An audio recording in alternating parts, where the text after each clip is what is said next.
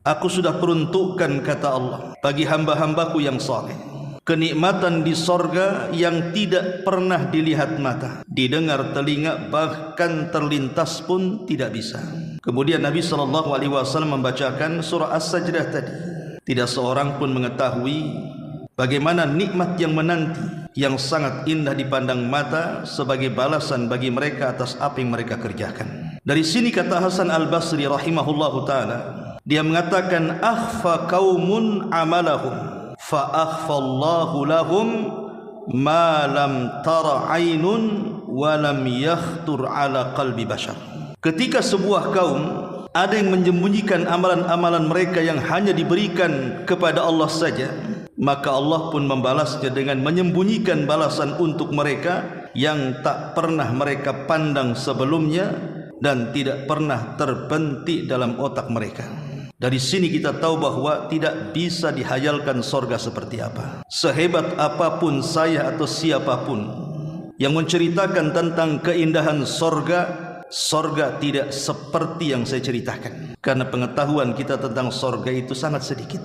Ma'asyiral muslimin yang dimuliakan Allah Subhanahu wa ta'ala, di sorga itu ada pintu-pintu, dan jumlah pintu sorga itu berbeda dengan jumlah pintu neraka. Kalau pintu neraka itu jumlahnya 7, tapi kalau pintu sorga itu jumlahnya 8. Kenapa dilebihkan satu? Allah Subhanahu wa ta'ala sengaja melebihkan pintu sorga daripada pintu neraka itu, supaya hamba-hambanya tahu bahwa rahmat dan kasih sayang Allah itu lebih luas dibandingkan kemurkaannya. Itulah makanya ditambah pintunya, bahwa rahmat Allah itu lebih mendahulukan daripada kemurkaannya. Disebutkan dalam sebuah hadis, kata Nabi SAW, fil jannati thamaniyatu abwab, di sorga itu ada 8 pintu. Dari sini kita tahu bahwa pintu sorga itu ada 8. Sebagian para ulama berijtihad, dari 8 pintu itu apa namanya, karena setiap pintu itu ada nama-namanya. Ada yang mengatakan bahwa sebagian para ulama ada yang menamakan pintu sorga yang 8 itu sampai ke 20 nama, tetapi yang datang secara nas hanya ada 8. Yang pertama, babus salat, ada namanya pintu salat. Yang kedua, babul jihad, ada namanya pintu jihad. Yang ketiga, babur royan, ada namanya pintu royan khusus untuk orang yang berpuasa. Dan yang keempat, ada namanya babus sedekah, pintu sedekah. Lah 4 pintu ini atau nama dari 4 pintu ini berdasarkan satu redaksi hadis. Kata Nabi SAW, man anfaqa zawjaini fi sabilillah nudiya min abwabil jannati ya Abdullah hadha khairun. Faman kana min ahli salati du'iya min babis salat, wa man kana min ahli jihad du'iya min babil jihad, wa man kana min ahli siyam du'iya min babir rayyan, wa man kana min ahli sadaqah du'iya min babis sadaqah. Barang siapa yang berinfak dengan sepasang hartanya di jalan Allah, maka ia akan dipanggil dari pintu-pintu sorga. Hei Abdullah, inilah kebaikan kalian. Maka orang-orang yang termasuk golongan ahli salat dipanggil dari pintu salat. Kalau dia memang ahli dalam jihad, maka akan dipanggil dari pintu jihad. Kalau dia ahli puasa, maka akan dipanggil dari pintu royan. Dan kalau dia ahli sedekah, maka dipanggil dari pintu sedekah. Inilah 4 pintu yang namanya tertera dalam satu redaksi hadis. Kemudian yang kelima, babul aiman. Babul aiman, pintu al-aiman, maksudnya pintu sorga sebelah kanan. Dan ini berdasarkan hadis Nabi SAW dari Abu Hurairah radhiyallahu an, yuqalu ya Muhammad adkhilil jannata min ummatika man la hisaba alaihi minal babil aiman min abwabil jannah. Wahai Muhammad, suruhlah umatmu yang tidak dihisab itu, maksudnya kaum yang tidak dihisab dan tidak diazab itu, masukkan mereka ke dalam sorga dari pintu aiman, pintu sebelah kanan, yang merupakan di antara pintu-pintu sorga. Ini yang kelima. Yang keenam, babul walad atau bab al-walid. Babul walid, bab orang tua, pintu orang yang berbakti kepada orang tua. Dalam sebuah hadis, Nabi SAW mengatakan, al-walid awsatu abwabil jannah. Kata Nabi SAW bahwa orang tua itu, maksudnya ibu bapak kita, adalah pintu sorga yang paling tengah. Makanya Hasan Al-Basri rahimahullahu ta'ala satu hari pernah menangis. Kemudian murid-muridnya bertanya, "Ya Imam, kedudukanmu yang sangat tinggi masih juga kau menangis?" Maka Imam Hasan Al-Basri mengatakan, "Wailakum, celaka kalian. Kemarin aku memiliki 2 pintu sorga. Sekarang pintu yang satunya tertutup karena salah satu dari kedua orang tuaku sudah meninggal dunia."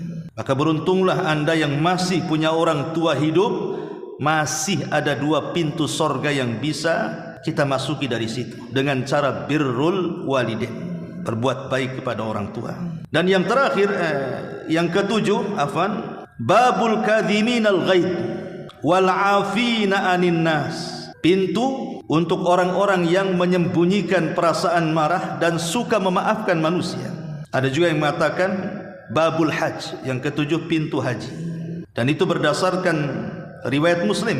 Kemudian juga yang terakhir bab az-zikri au babul ilmi au bab ar-radina awit taubah, dan yang kedelapan ada yang mengatakan bab pintu zikir, pintu ilmu, pintu taubat, dan pintu orang-orang yang diridhai Allah Subhanahu wa taala. Ma'asyiral muslimin yang dimuliakan Allah Subhanahu wa taala, inilah nama-nama daripada pintu-pintu surga.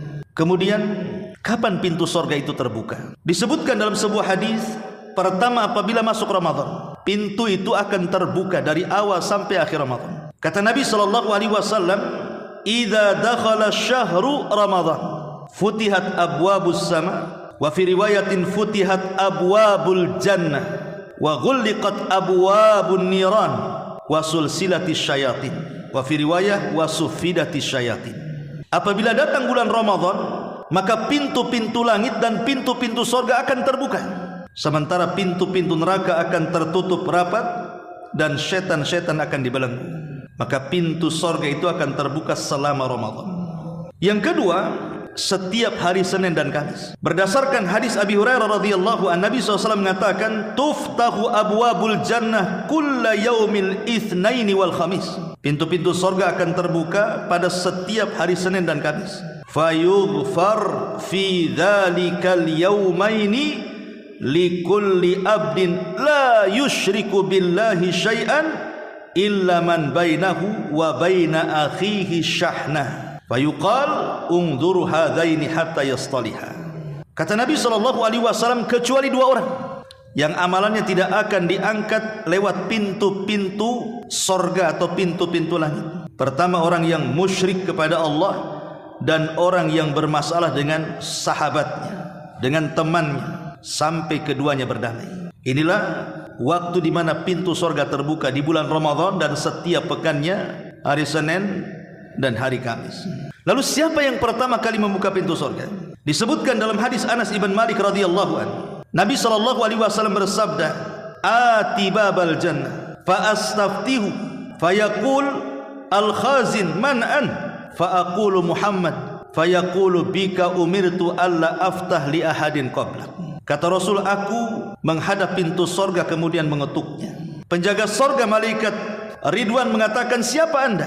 Maka Rasul mengatakan, "Saya Muhammad." Maka malaikat penjaga sorga mengatakan, "Karenamu aku diperintah Allah untuk membuka siapapun, tidak diizinkan kecuali kau yang minta." Dari sini Rasul mengatakan, "Ana awal man aftatihu babal jannah." Sayalah orang yang pertama kali membuka pintu sorga. Dan ini disebut syafaat khusus, di mana orang-orang sampai para nabi pun tidak bisa masuk ke dalam sorga kecuali pintunya dibuka. Dan yang membuka pintu hanyalah Nabi SAW. Maka disebut syafaatul khusus. Adapun luasnya pintu sorga dijelaskan dalam hadis Abi Hurairah radhiyallahu anhu. Dia mengatakan, "Wudi'at baina yaday Rasulullah SAW qis'atan min tharid wa lahmin, fatanawala adh-dhira, wa kana ahabu syad ilaihi, fanahasha nahsha, wa qala ana sayyidun nas yaumal qiyamah. Thumma nahasha ukhra wa qala ana sayyidun nas yaumal qiyamah. Falamma ra'a ashabuhu la yas'aluna qala ala taquluna kaif? Qalu kaifa ya Rasulullah? Qala fi akhirih fa antaliqu fa ati tahtal arsy fa aqa'u sajidan li rabbi fayuqimani rabbil alamin maqaman lam yakumhu ahadan qabli wa lam yukimhu ahadan ba'di fa aqul ya Rabb ummati ummati fayaqulu ya Muhammad adkhil min ummatika ma la hisaba alaihi minal babil ayman wa hum syuraka'un nas fi ma siwa dhalik minal abwab walladhi nafsi, di sini syahidnya, walladhi nafsi Muhammadin biyadi innama bainal misra'aini min masari'il jannah ma baina Makkah wa Hajar au Hajar wa Makkah. Kata Abu Hurairah radhiyallahu an, satu hari dihidangkan semangkok roti yang dimasak dengan daging di hadapan Nabi.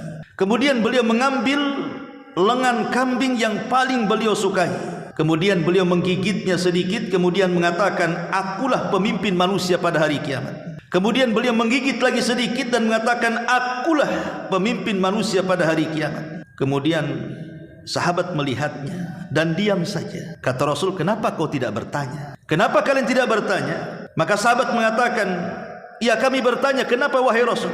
Maka Rasul SAW mengatakan, aku akan datang di bawah arasy, kemudian sujud kepada Rabb, Tuhan semesta alam, dan dia menempatkanku di tempat yang belum pernah ditempati siapapun sebelumku, dan tempat tersebut tidak pernah ditempati siapapun sesudahku.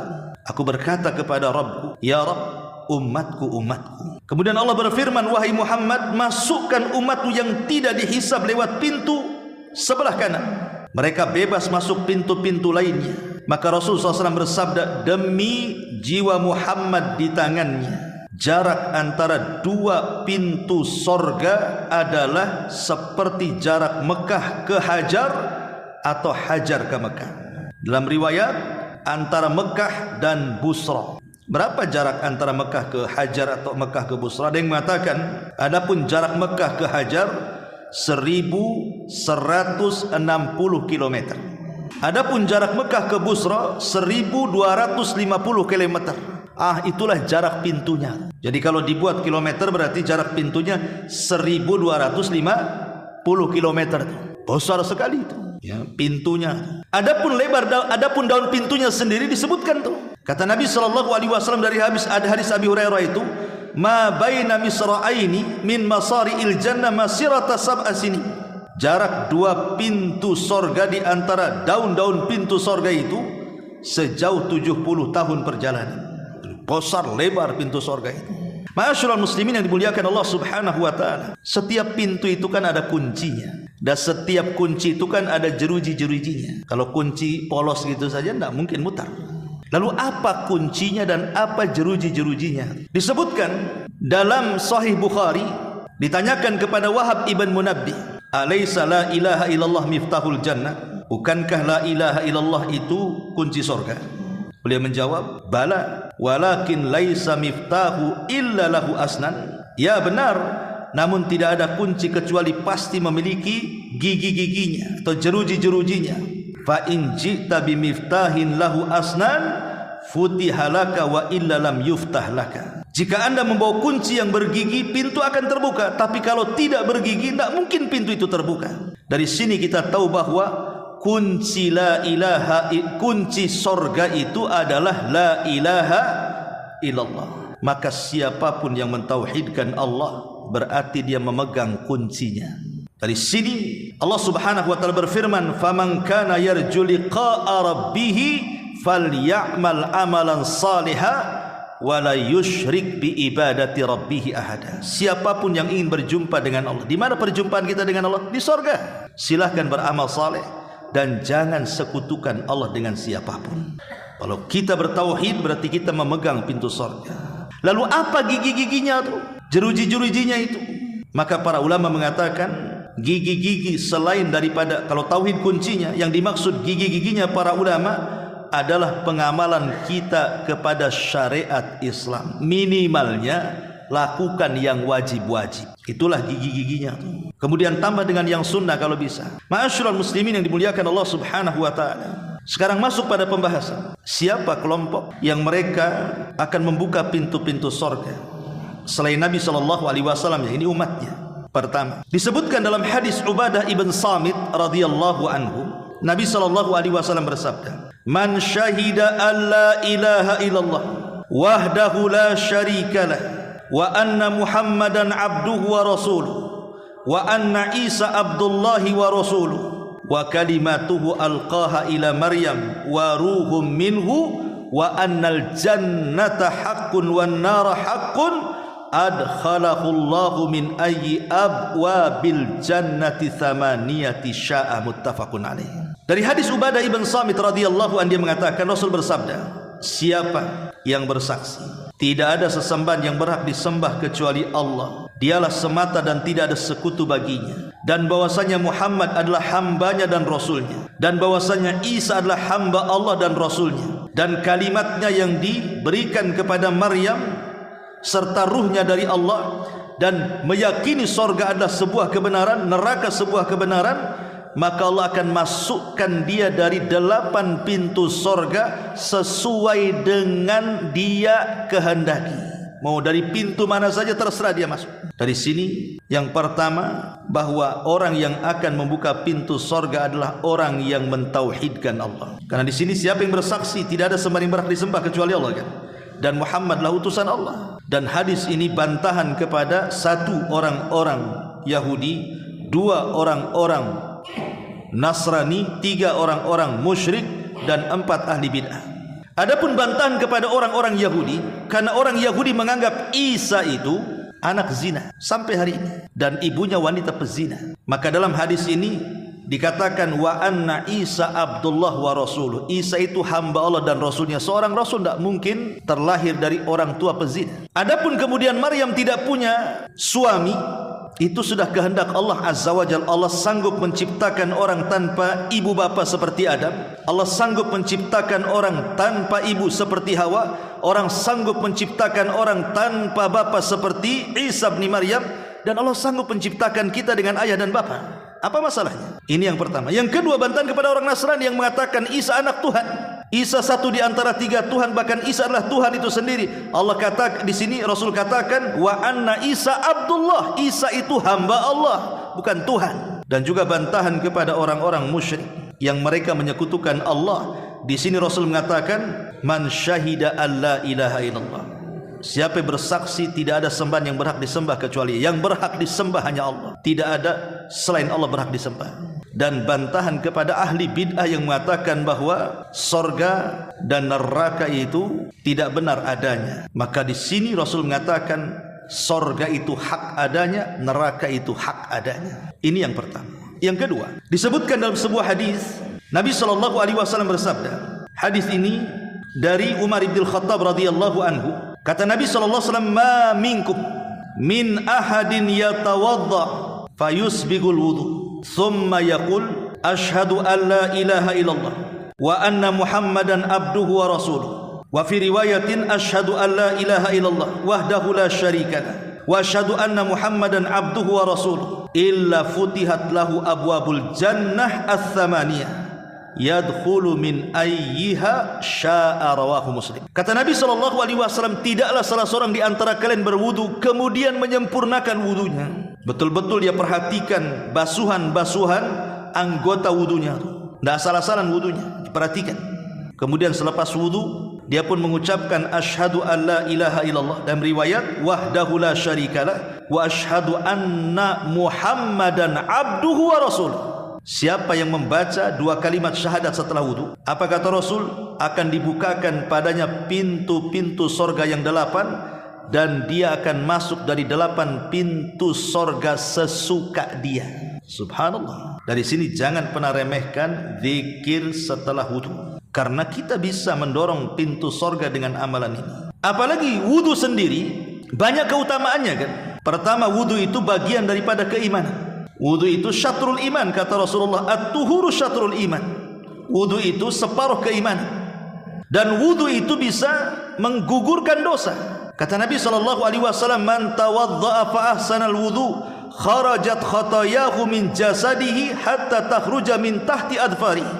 Siapa yang berwudu, dia perbaiki wudunya, akan keluar kesalahannya dari jasadnya sampai keluar dari jari jemarinya. Itu keutamaan wudu. Dan siapa yang menjaga wudu, artinya wudu batal, wudu lagi, batal, wudu lagi, maka itu termasuk alamat min ahlil iman.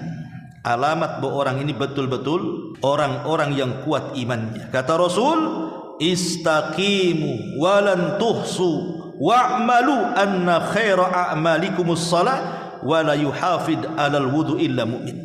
Istiqomahlah kalian dan jangan menghitung-hitung amalan, bahwasannya amalan kalian yang paling baik adalah salat, dan tidak ada yang menjaga wudu kecuali seorang mukmin yang sejati. Bahkan nanti pada hari kiamat juga Rasul sallallahu alaihi wasallam tidak mengenali kita kecuali ketika di dunia kita menjadi ahli wudu. Dan tidak mungkin orang yang tidak salat dia ahli wudu. Biasanya orang yang salat yang ahli wudu, karena setiap salat harus wudu masalahnya. Kata Nabi sallallahu alaihi wasallam, "Inna ummati yud'auna yaumal qiyamah ghurran muhajjalina min atharil wudu." Sesungguhnya umatku akan dipanggil pada hari kiamat putih bercahaya karena bekas wudunya. Dan ingat, wudu juga salah satu sebab kita masuk surga. Tadi sudah saya jelaskan, dia sebab akan masuk surga, bukan zikir setelah wudunya. Wudunya itu sendiri, kata Nabi SAW, "Ma min muslimin yatawadda fayuhsinu wudu'ahu thumma yaqumu fayusalli rak'ataini muqbilun alaihima biqalbihi wa wajhi illa wajabat lahul jannah." Tidaklah seorang muslim berwudu, dia perbaiki wudunya, kemudian salat wudu 2 rakaat, betul-betul dia hadapkan kepada Allah dengan hati dan wajahnya, maka dipastikan masuk surga. Dan ingat, di surga itu Allah akan berikan perhiasan kepada kita, dan perhiasan seorang mukmin di surga sebagaimana batas sampainya air wudunya pada anggota badannya. Kata Rasul, "Tablughul hilyatu minal mu'min haitsu yablughul wudu." Batas seorang mukmin memakai perhiasan di surga itu sebagaimana batas sampainya air wudunya pada anggota badannya. Ini keutamaan wudu. Belum lagi zikirnya tadi kan begitu. Maka jangan sia-siakan, jangan asal-asalan wudu itu. Ini yang kedua. Yang ketiga, orang-orang yang menjaga salat 5 waktu, menjaga kewajiban tentunya. Disebutkan dalam hadis Abdullah ibn Amr radhiyallahu anhu, Nabi sallallahu alaihi wasallam bersabda, "Man shallas salawatil khams wajtanabal kaba'ir dakhala min ayyi abwabil jannati sya'a." Siapa yang menjaga salat 5 waktu dan berusaha menjauhi dosa besar, maka dia akan masuk dari pintu-pintu sorga sesuai dengan yang dikehendakinya. Kan enak, pintu sorga 8, kita mau masuk pintu mana saja bisa, asal jaga salat 5 waktu. Karena salat 5 waktu ini sendiri disebutkan dalam hadis Nabi sallallahu alaihi wasallam penyebab masuk sorga kan. Kata Nabi sallallahu alaihi wasallam, ittaqu rabbakum wa sallu khamsakum wa sumu syahrakum wa addu zakata amwalikum wa ati'u dha amrikum tadkhulul jannata rabbikum. Kata Rasul, salat, bertakwalah kepada Rabb kalian, salatlah 5 waktu kalian, puasalah Ramadan kalian, tunaikan zakat harta kalian, taatilah pemimpin kalian, masuk kalian ke dalam surga Rabb kalian. Kata Rasul. Jadi solat sendiri penyebab masuk surga. Dan orang yang menjaga 5 waktu solat, dia akan masuk surga dari pintu surga manapun yang ia sukai. Ma'asyiral muslimin yang dimuliakan Allah Azza wa Jalla, adapun keutamaan solat 5 waktu banyak akan itu. Dia bisa membersihkan dosa-dosa kita. Bayangkan Rasul pernah mengatakan, bagaimana pendapat kalian kalau di depan pintu kalian ada sungai penuh dengan air bersih, kalian mandi 5 kali sehari, bersih enggak? Jangankan 5 kali sehari, 3 hari sekali aja bersih kita ya, apalagi 5 kali itu, apalagi airnya jernih.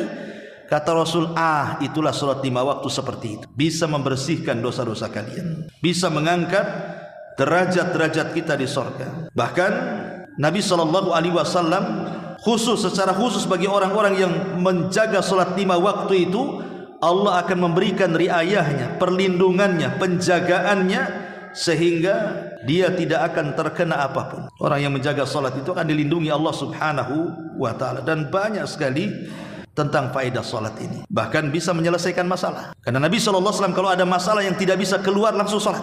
Lihat Ibrahim ketika istrinya ditangkap oleh Raja Fir'aun Mesir dan hendak digagahi, kemudian Ibrahim salat, akhirnya Allah selamatkan istrinya. Ini yang ketiga. Yang keempat, disebutkan dalam sebuah hadis Nabi SAW bersabda, dari hadis Anas ibn Malik radhiyallahu anhu, Nabi SAW bersabda, "Idza shallatil mar'atu khamsaha wa shamat syahraha wa hafizat farjaha wa ata'at zawjaha qila laha udkhulil jannah min ayyi abwabil jannati thamaniyati sya'at."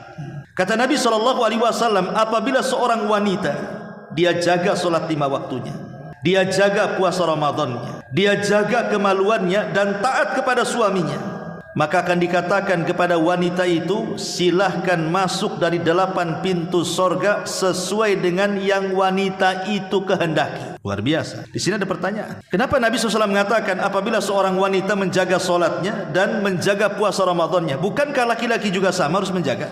Ya, betul. Tapi penjagaan solat bagi wanita dan penjagaan puasa bagi wanita lebih dibandingkan laki-laki. Kenapa? Karena ada waktu-waktunya wanita ini haid. Terkadang ada wanita lalai, tahu ini dalam sebulan kan siklus haid itu mesti ada, entah di akhir bulan atau di awal bulan. Dan biasanya wanita yang sudah tahu kebiasaannya tahu nih minggu-minggu ini akan haid.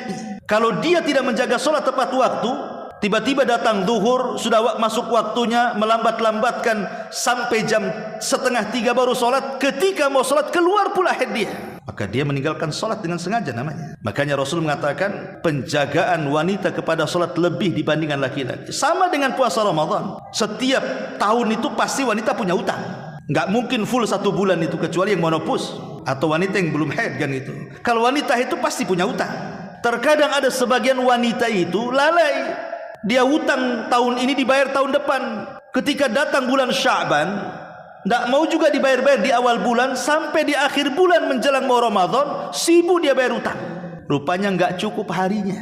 Akhirnya lewat 1 tahun kan. Makanya Rasul mengatakan wanita itu lebih menjaga solat 5 waktu dan puasanya karena ada waktu-waktu haid tadi. Kemudian kata Nabi SAW, wa hafidhat farjah, dia jaga kemaluannya, wa ata'at ba'laha, dia menjadi istri yang solehah, taat kepada suaminya. Karena kalau kita bicara hak-hak wanita itu, hak-hak istri kepada suami, muaranya adalah ditaat. Setelah dia taat kepada Allah, maka wajib taat kepada suami. Dan ini keutamaan wanita salihah. Keutamaan wanita salihah ini, dia akan masuk sorga dari 8 pintu sorga yang ia sukai. Asal dia jaga solat, dia jaga puasa, dia jaga kehormatan, maksudnya kemaluannya, dan dia jaga suaminya, maka wanita-wanita seperti ini akan masuk sorga dari 8 pintu sorga yang ia sukai.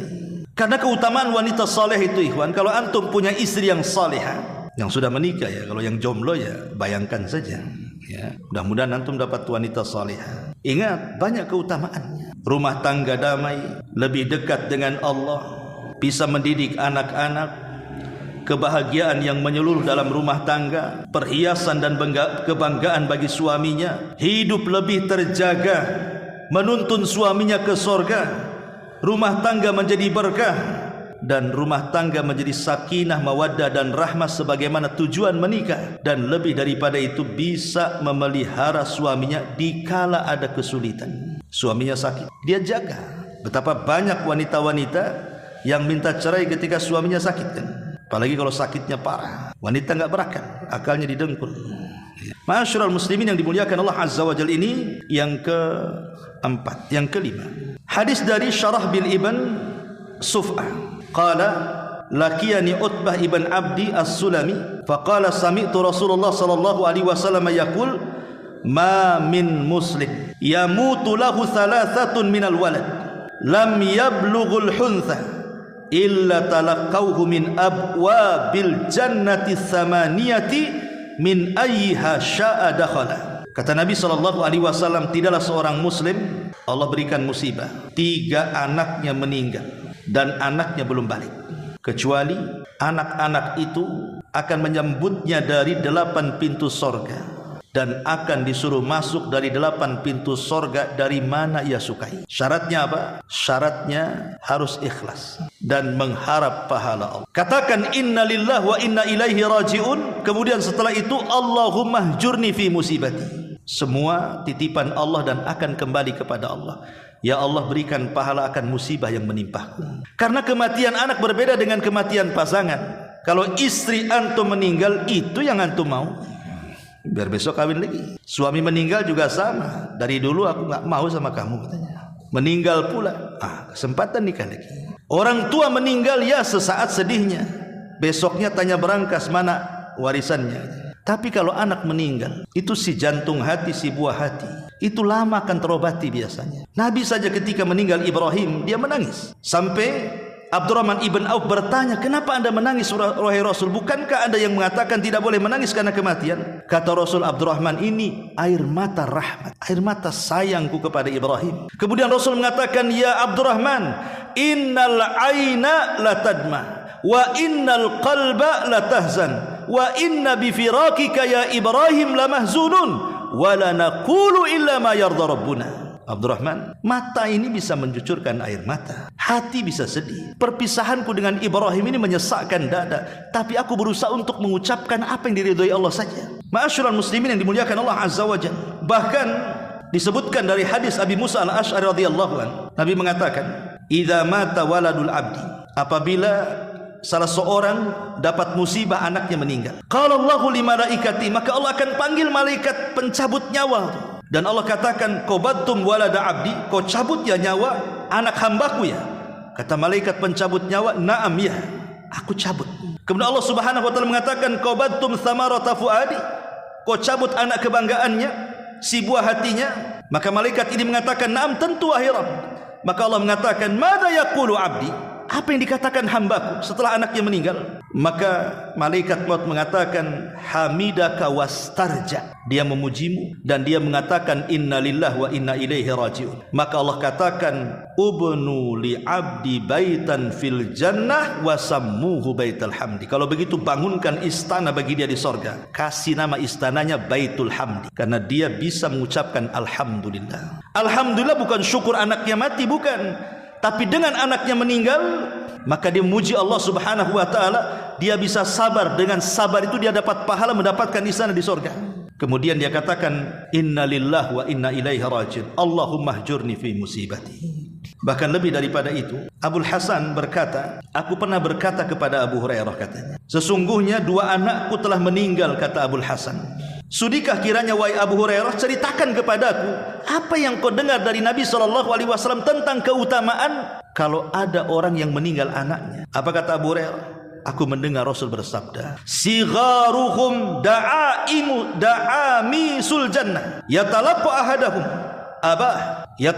ahaduhum abahu aw qala abawayhi fayakhud bi thawbihi aw qala bi yadihi kama akhadha ana bisani bi sanifati thawbika hadha fala yatanaha aw qala fala yantai hatta yadkhulallahu wa abahul jannah. Kata Abu Hurairah, baik, anak-anak kaum muslimin akan menjadi anak-anak kecil di sorga. Seseorang di antara mereka akan menjemput ayahnya atau kedua orang tuanya, lalu menarik bajunya atau tangannya sebagaimana aku menarik ujung bajumu ini, dan tiada hentinya atau tidak mau berhenti sebelum Allah memasukkan orang tuanya bersama dia dan orang tuanya ke sorga. Jadi anak-anak kecil ini menunggu di pintu sorga, ditarik bapaknya, ditarik ibunya, dan dia tidak akan masuk sorga sampai dua orang tuanya masuk sorga.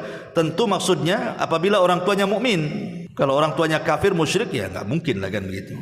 Karena kunci sorga itu syaratnya harus tauhid, seorang mukmin. Ya. Kalau kafir musyrik ya nggak bisa. Ini yang nomor 5. Yang nomor 6, Nabi SAW bersabda dari hadis Amr ibn Ambasa. Kata Nabi SAW, man anfaqa zawjaini fi sabilillah, man anfaqa zawjaini fi sabilillah, siapa yang berinfak sedikit saja untuk 2 kendaraan di jalan Allah, maka dia akan dipanggil dari pintu-pintu sorga. Kemudian di ujung hadis, fa inna lil jannati thamaniyata abwab yudkhiluhu min aysya'a minha, sesungguhnya di sorga itu ada 8 pintu sorga, maka dia akan masuk sorga dari pintu sesuai dengan yang dia sukai. Maknanya di sini orang-orang yang suka bersedekah, orang-orang yang suka bersedekah. Karena orang-orang yang bersuka bersedekah ini di sorga saja kedudukannya tinggi itu. Kata Nabi SAW, innamad dunya li arba'ati nafar, dunia ini dihuni oleh 4 kelompok, katanya. Nafarun razaqahullahu malan wa ilman fahuwa yattaqi fihi rabbah wa yasil fihi rahimah wa ya'lam lillahi fihi haqqa fahada bi afdalil manazil, kata Rasul.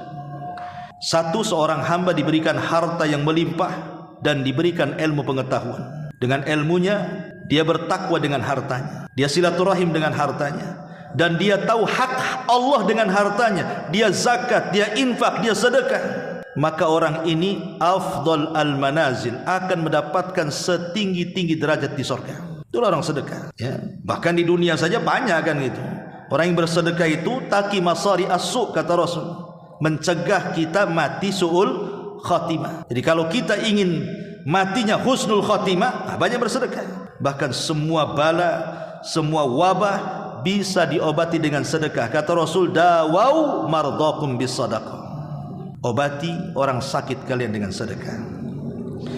Kemudian yang nomor 7, dan ini yang terakhir, asy-syahid alladzi jahada bi nafsihi wa mali hatta qutil. Orang yang mati syahid, yang dia berjihad dengan jiwa dan hartanya sampai dia terbunuh. Kata Nabi SAW, al-qatla thalathatun. Orang yang meninggal itu ada 3 kelompok. Mu'minun jahada li nafsi wa mali fi sabilillah, fa idza laqiyal adu qatal hatta yuqtal. Seorang mukmin yang berjihad dengan jiwa dan hartanya di jalan Allah, kemudian berjumpa dengan musuh, dia berperang sampai Allah takdirkan dia mati syahid. Maka di ujung hadis Nabi SAW mengatakan, adkhala min ayyi abwabil jannati sya'a, dia akan masuk surga dari pintu mana saja yang ia suka. Subhanallah. Wala tahsabanna alladhina qutilu fi sabilillahi amwatan bal ahya inda rabbihim yurzakun. Jangan kau kira orang-orang yang mati di jalan Allah itu mati, tidak, mereka hidup. Mereka dapat rizki di sisi Allah Subhanahu wa taala. Dan ingat, kalau semua orang masuk surga, semua orang sudah masuk surga, tidak ada satupun ahlu surga yang ingin kembali ke dunia kecuali mujahid. Padahal sudah di surga. Semua penduduk surga enggak mungkin mau ke dunia. Kenapa coba? Karena mereka tahu betapa peritnya saat sakaratul maut, betapa sakitnya saat sakaratul maut, sehingga mereka tidak mau mati kedua kalinya. Kata Nabi SAW, ma ahadun yadkhulul jannah yuhibbu an yarji'a ila dunya walahu ma 'alal ardi min syai'in illa syahid yatamanna an yarji'a ila dunya fayuqtal 10 marrat lima yara minal karamah. Kata Nabi SAW, tidak ada seorang pun yang telah masuk ke dalam surga berkeinginan untuk hidup kembali ke dunia kecuali orang yang mati syahid. Dia berharap untuk dikembalikan ke dunia sehingga terbunuh kembali sebanyak 10 kali, mati hidup, mati hidup, mati hidup 10 kali. Karena dia tahu yang didapatkannya dari kemuliaan berupa syuhada. Dan orang yang mati syahid, dia tidak akan merasakan sakaratul maut. Makanya dia tidak ingin ke dunia. Tapi yang lain selain syahid, mereka merasakan sakaratul maut. Makanya tidak mau dikembalikan ke dunia. Abdullah ibn Haram, ayahanda Jabir ibn Abdullah radhiyallahu anhu, keesokan hari di perang Uhud, malamnya dia daftar jihad. Abdullah ibn Haram ini sudah tua, tidak layak jihad, sudah lemas, tua renta, anaknya banyak, semua perempuan kecuali Jabir. Ketika ayahnya nekat ingin perang, Jabir datang kepada Nabi. Rasul, gugurkan saja ayahku, bukankah orang seperti dia punya uzur untuk tidak jihad? Kata Rasul, ya, kalau gitu ngomong saja. Maka Jabir kemudian merayu-rayu ayahnya, jangan, sudah, orang sepertimu sudah ada uzur, uruslah anak-anak putrimu tuh. Maka Abdullah ibn Haram mengatakan kepada Jabir, ya Jabir, laulal jannah la afartuka iya, kalau bukan karena surga, aku siap gantikan kau posisiku, aku merawat anak-anak. Ini urusan surga. Ini urusan surga, tidak mau saya. Abdullah ibn Haram ini sudah merasakan, dia pasti dia yang pertama kali meninggal dunia karena memang tidak layak berjihad. Betul, ketika esoknya terjadi perang Uhud, dia yang pertama kali meninggal dunia. Abdullah ibn Haram saat meninggal dunia, Allah Subhanahu wa taala datang kemudian bertanya kepada Abdullah ibn Haram dan mengatakan, tamanna ya abd, bercita-citalah wahai hambaku, jika engkau punya keinginan, kira-kira apa keinginanmu? Kata Abdullah ibn Haram, ya Rabb, aku tidak ada keinginan kecuali hidupkan aku lagi ke dunia, biar aku bisa berperang kedua kalinya dan biar aku bisa mati syahid kedua kalinya. Ya, cita-citanya ingin kembali itu. Maka Allah Subhanahu wa taala katakan, mustahil orang mati bisa hidup.